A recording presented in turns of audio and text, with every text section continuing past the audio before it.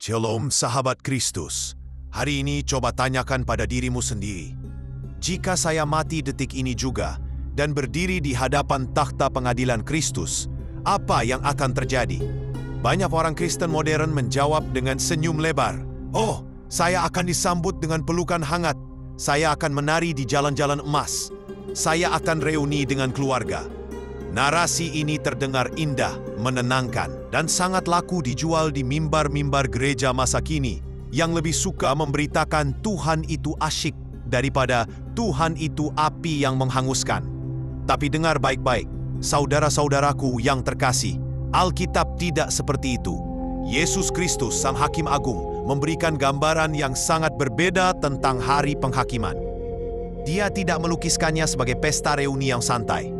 Dia melukiskannya sebagai hari yang menggentarkan, hari di mana segala sesuatu yang tersembunyi akan dibongkar, hari di mana topeng kemunafikan akan dirobek, dan hari di mana banyak orang yang merasa dirinya Kristen akan mengalami syok berat karena ditolak masuk ke dalam kerajaan sorga.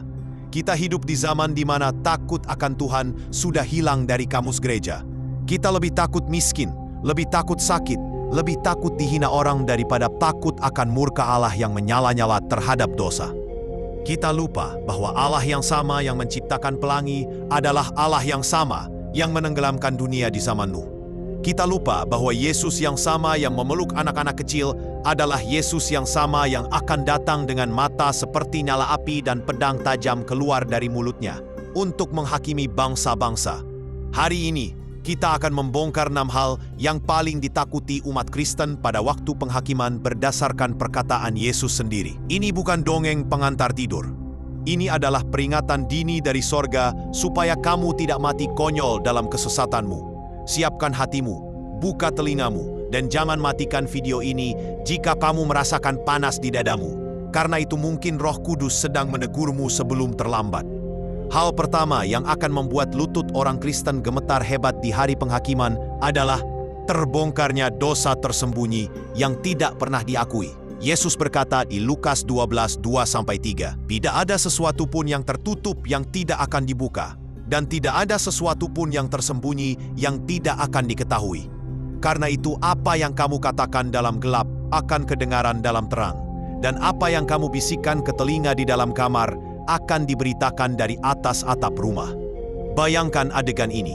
Kamu berdiri di hadapan Allah yang Maha Tahu, dikelilingi oleh miliaran malaikat dan semua manusia yang pernah hidup. Lalu, sebuah layar raksasa, secara metafora, menampilkan semua dosamu yang selama ini kamu sembunyikan rapat-rapat. Perselingkuhanmu yang kamu kira tidak ada yang tahu. Uang korupsi yang kamu nikmati diam-diam. Pornografi yang kamu tonton saat istri dan anakmu tidur. Kebencian dan dendam yang kamu simpan di balik senyum manismu di gereja. Semuanya diputar ulang dalam resolusi tinggi, 8K tanpa sensor.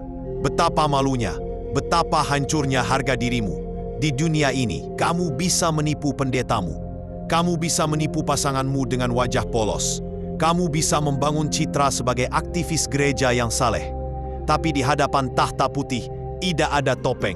Kamu telanjang. Ibrani 4:13 berkata, "Dan tidak ada suatu makhluk pun yang tersembunyi di hadapannya, sebab segala sesuatu telanjang dan terbuka di depan mata Dia, yang kepadanya kita harus memberikan pertanggungan jawab." Banyak orang Kristen meremehkan dosa tersembunyi. Mereka pikir, selama tidak ketahuan, aman. Bodoh. Tuhan mencatat setiap detik hidupmu, dan dosa yang tidak dibereskan di dunia, dosa yang tidak dibasuh oleh pertobatan dan darah Yesus, akan menjadi dakwaan yang mematikan di akhirat. Ketakutan terbesar adalah ketika kamu sadar bahwa rahasia kecilmu ternyata menjadi penyebab kebinasaanmu. Bertobatlah sekarang. Jangan bawa sampah busuk itu ke hadapan Hakim Agung. Hal kedua yang akan menjadi teror di hari penghakiman adalah penolakan Yesus terhadap pelayanan kita yang palsu. Ini didasarkan pada ayat paling menakutkan di seluruh Alkitab. Matius 7 ayat 22-23. "Pada hari terakhir, banyak orang akan berseru kepadaku, 'Tuhan, Tuhan, bukankah kami bernubuat demi nama-Mu, dan mengusir setan demi nama-Mu, dan mengadakan banyak mujizat demi nama-Mu?' Pada waktu itulah, aku akan berterus terang kepada mereka dan berkata, Aku tidak pernah mengenal kamu. Enyahlah daripadaku pun. Kamu sekalian pembuat kejahatan. Perhatikan baik-baik siapa yang ditolak di sini. Bukan ateis, bukan pembunuh berantai, tapi hamba Tuhan. Orang yang bernubuat, orang yang mengusir setan, orang yang bikin mukjizat. Mereka aktif di gereja. Mereka mungkin punya title pendeta, penatua atau majelis. Mereka yakin 100% mereka masuk sorga karena prestasi rohani mereka. Tapi Yesus berkata, "Aku tidak kenal kamu." Kenapa? Karena pelayanan mereka bukan didasarkan pada kasih dan ketaatan, tapi pada ambisi dan pencitraan. Mereka melayani Yesus supaya terkenal. Mereka melayani supaya dapat uang. Mereka melayani supaya dihormati orang. Hati mereka jauh dari Tuhan, meskipun mulut mereka fasih bicara teologi. Mereka adalah pembuat kejahatan, anomia, hidup tanpa hukum Allah.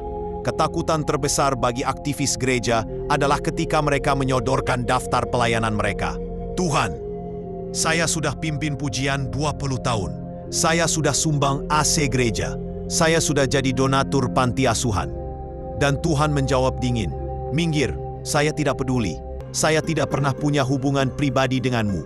Kamu melayani egomu sendiri, bukan melayani aku." Sobat sahabat Kristus, jangan berlindung di balik aktivitas gerejawi. Pelayananmu tidak bisa menyelamatkanmu. Hanya hubungan intim dengan Kristus dan ketaatan melakukan kehendak Bapa yang diperhitungkan. Jangan sampai kamu capek-capek melayani di dunia, tapi ditolak di sorga. Itu tragedi yang paling menyedihkan. Hal ketiga yang sangat ditakuti, dan ini sering diabaikan oleh teologi modern, adalah pertanggungjawaban atas setiap kata sia-sia. Matius 12:36, "Tetapi aku berkata kepadamu, setiap kata sia-sia yang diucapkan orang harus dipertanggungjawabkannya pada hari penghakiman." Di zaman media sosial ini, betapa mudahnya kita mengetik komentar jahat, menyebar hoaks, memfitnah sesama orang percaya, bergosip atau mengeluarkan kata-kata kotor. Kita pikir itu cuma curhat, cuma bercanda, atau cuma kritik. Tapi Yesus bilang, setiap kata, tidak ada yang luput. Setiap ketikan jarimu di WhatsApp, setiap status Facebook, setiap komentar nyinyir di YouTube, semuanya direkam dan akan diputar ulang sebagai bukti yang mendakwa dirimu sendiri. Karena menurut ucapanmu engkau akan dibenarkan, dan menurut ucapanmu pula engkau akan dihukum. Matius 12 ayat 37. Mulut adalah cerminan hati. Jika mulutmu penuh dengan racun, fitnah, dan kebohongan, itu tanda hatimu belum beres di hadapan Tuhan. Banyak orang Kristen yang di gereja nyanyi haleluya, tapi di rumah memaki suami istri dengan kata-kata kasar.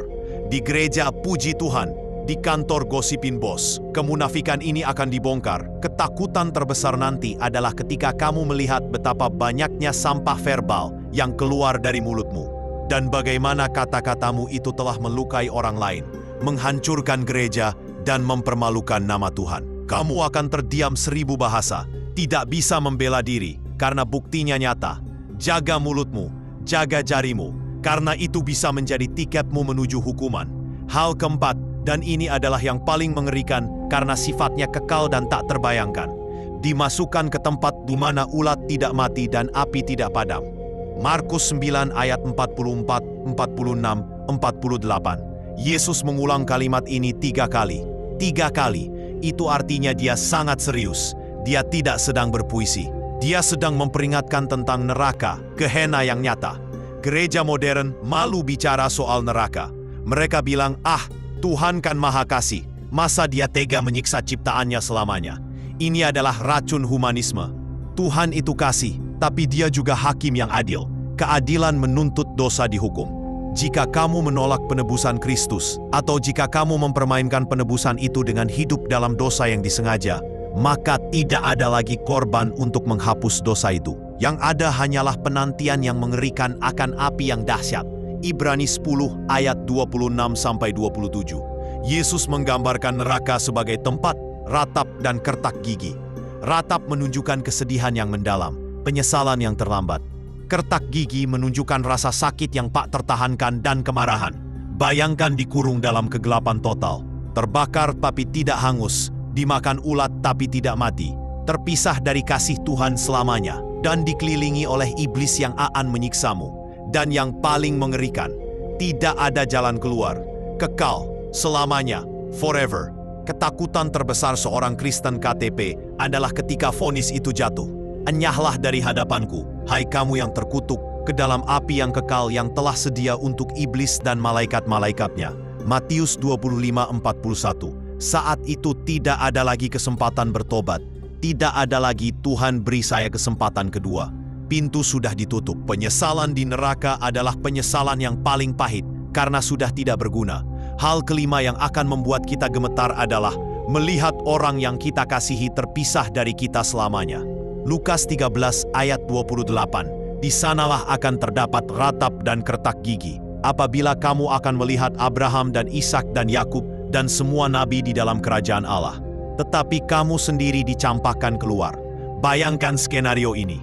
Kamu seorang ibu yang rajin ke gereja, tapi kamu lalai mendidik anak-anakmu dalam kebenaran. Kamu membiarkan anakmu hidup duniawi, pacaran beda agama, tidak takut Tuhan, asal mereka sukses dan kaya. Di hari penghakiman, kamu mungkin karena anugerah masuk sorga, tapi kamu melihat anakmu sendiri diseret ke neraka. Atau sebaliknya, anakmu yang saleh masuk sorga, tapi kamu yang munafik dicampakkan keluar. Pemisahan ini abadi, tidak ada kunjungan, tidak ada video call. Kamu akan melihat orang-orang yang kamu cintai binasa karena kelalaianmu menjadi saksi bagi mereka. Atau kamu akan melihat mereka selamat, sementara kamu sendiri binasa, padahal kamu yang mengajak mereka ke gereja. Betapa mengerikannya perasaan itu. Yehezkiel 3 ayat 18 memperingatkan kita, kalau aku berfirman kepada orang jahat, engkau pasti mati, dan engkau tidak memperingatkan dia, orang jahat itu akan mati dalam kesalahannya. Tetapi aku akan menuntut pertanggungan jawab atas nyawanya daripadamu. Darah orang-orang yang tidak kita injili, darah keluarga yang kita biarkan sesat, akan dituntut dari tangan kita. Ketakutan terbesar adalah menyadari bahwa kita egois, hanya peduli keselamatan sendiri, tapi masa bodoh dengan keselamatan orang lain. Hal keenam, yang sering kali menjadi kejutan pahit adalah hilangnya mahkota karena ketidaksetiaan. Wahyu 3:11. Aku datang segera, peganglah apa yang ada padamu, supaya tidak seorang pun mengambil mahkotamu. Banyak orang Kristen berpikir, yang penting masuk sorga, jadi penjaga pintu juga nggak apa-apa. Ini mentalitas budak, bukan mentalitas anak raja. Tuhan menyediakan upah, mahkota dan kemuliaan bagi mereka yang setia. Tapi Alkitab memperingatkan bahwa pekerjaan kita akan diuji dengan api. 1 Korintus 3 ayat 13-15. Jika pekerjaanmu dibangun dari emas, perak, batu permata, motif murni, memuliakan Tuhan, ia akan bertahan. Dibangun dari kayu, rumput kering, jerami, motif duniawi, cari puji asal-asalan, ia akan terbakar habis. Jika pekerjaannya terbakar, ia akan menderita kerugian, tetapi ia sendiri akan diselamatkan, tetapi seperti dari dalam api. Bayangkan masuk sorga, tapi dengan tangan kosong. Bau hangus, sementara orang lain menerima mahkota kehidupan, mahkota kebenaran, dan memerintah bersama Kristus. Kamu hanya berdiri di pojokan, malu, karena kamu menyia-nyiakan hidupmu di dunia untuk hal-hal yang fana. Kamu sibuk cari uang, sibuk hobi, sibuk karir, tapi nol besar untuk kerajaan Allah. Ketakutan akan hilangnya upah dan rasa malu di hadapan Tuhan yang telah mati bagimu adalah hal yang nyata. Kita diselamatkan bukan karena perbuatan, tapi kita diselamatkan untuk melakukan perbuatan baik yang telah dipersiapkan Allah. Efesus 2 ayat 10. Jika kita gagal memenuhi panggilan itu, kita akan kehilangan kemuliaan kekal yang seharusnya menjadi milik kita. Sobat sahabat Kristus, keenam hal ini, dosa tersembunyi, pelayanan palsu, kata-kata sia-sia, neraka kekal, pemisahan keluarga, dan hilangnya mahkota adalah realitas yang akan kita hadapi, cepat atau lambat. Tidak ada yang bisa lari dari pengadilan Kristus, Bema Seat, dan pengadilan tahta putih. Pertanyaannya sekarang, bagaimana responmu? Apakah kamu mau terus hidup dalam kemunafikan? Apakah kamu mau terus bermain-main dengan dosa? Apakah kamu mau terus menjadi Kristen yang suam-suam kuku? Ingat, Tuhan tidak bisa disuap dengan persembahanmu. Tuhan tidak bisa ditipu dengan air mata palsumu. Dia melihat hati.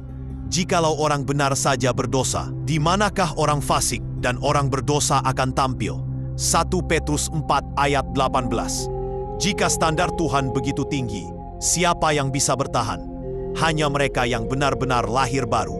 Hanya mereka yang hidupnya dipimpin oleh Roh Kudus. Hanya mereka yang menyalibkan dagingnya setiap hari. Hanya mereka yang menjadikan Yesus bukan sekadar juru selamat, tapi Tuhan, bos, penguasa, raja atas seluruh aspek hidupnya. Berhentilah mendengarkan khotbah-khotbah yang cuma enak di telinga, tapi meninabobokan jiwamu ke neraka. Carilah kebenaran yang keras, yang menegur, yang memurnikan, karena emas murni hanya dihasilkan lewat api pembakaran yang panas. Jangan tunggu sampai hari penghakiman itu tiba baru kamu menyesal. Penyesalan di sana tidak ada gunanya. Bertobatlah sekarang, bereskan hidupmu dengan Tuhan. Buang segala sampah dosa. Minta ampun atas pelayananmu yang motivasinya salah. Mulailah hidup dengan perspektif kekekalan. Hiduplah seolah-olah kamu akan mati nanti malam. Jika kamu tahu kamu akan mati nanti malam, apakah kamu masih berani nonton film porno?